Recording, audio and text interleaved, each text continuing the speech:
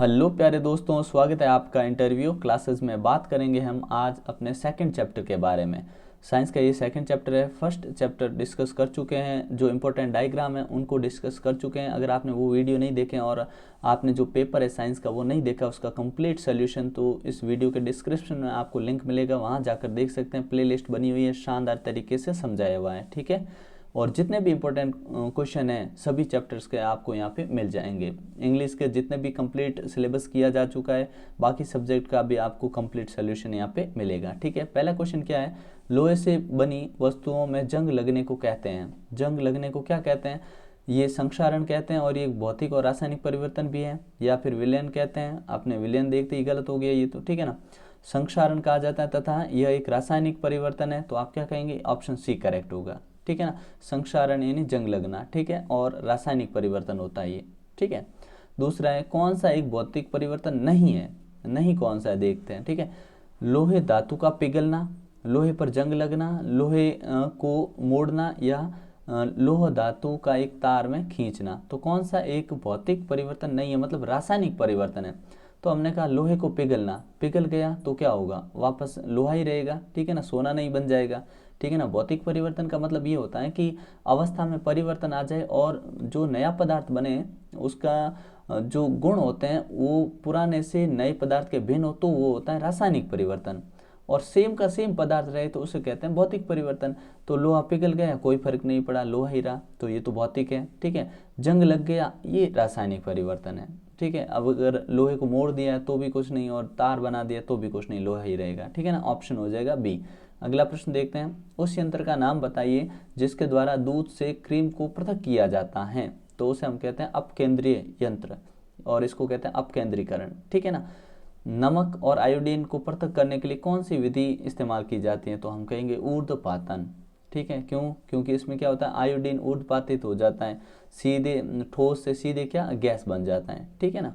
अगला प्रश्न पूछा है, आपको भौतिक और रासायनिक परिवर्तन को पहचानना है। तो देखिए, धूप में शर्ट का सूखना, तो ये भौतिक परिवर्तन हुआ। क्यों? क्योंकि शर्ट सूख रहा है धूप में, शर्ट शर्ट ही रहेगा, ठीक है। पानी जो भाप बन के उड़ा है उसे वापस हासिल भी किया जा सकता है, ठीक है।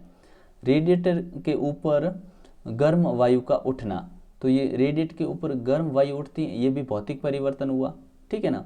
लालटेन में केरोसिन का जलना, जहाँ भी जलने का काम आएगा वो हमेशा रासायनिक परिवर्तन होगा, ठीक है ना। तो ये रासायनिक परिवर्तन एक ये हो गया, ठीक है। ये दोनों भौतिक परिवर्तन है। नींबू रस मिलाने पर काली चाय का रंग परिवर्तन हो जाना, अगर रंग भी बदल रहा है तो ये भी क्या होगा? रासायनिक परिवर्तन होगा, ठीक है। अगला हमसे पूछा, मक्खन प्राप्त करने के लिए दूध और क्रीम का मंथन करना, ये कौन सा परिवर्तन है? तो ये कौन सा परिवर्तन है, ये कमेंट सेक्शन बताएंगे आप, ठीक है ना। जल से बर्फ बनना, ठीक है, ये कौन सा परिवर्तन है? ये भी आप कमेंट सेक्शन में, ये दो ई और एफ के आंसर आप कमेंट सेक्शन में देंगे, ठीक है। मोमबत्ती का जलना, ठीक है ना, ये तो जानते ही आप, ठीक है, जलने का काम हो गया, ठीक है। बहुत ही आसान है, ये आपके लिए दिए ताकि आप कितना वीडियो देखते हैं इससे पता लगेगा, ठीक है ना। चलिए, ठीक है, अगला देखते हैं। नेक्स्ट है, पृथक करने की विधियों के नाम बताने हैं आपको, ठीक है ना।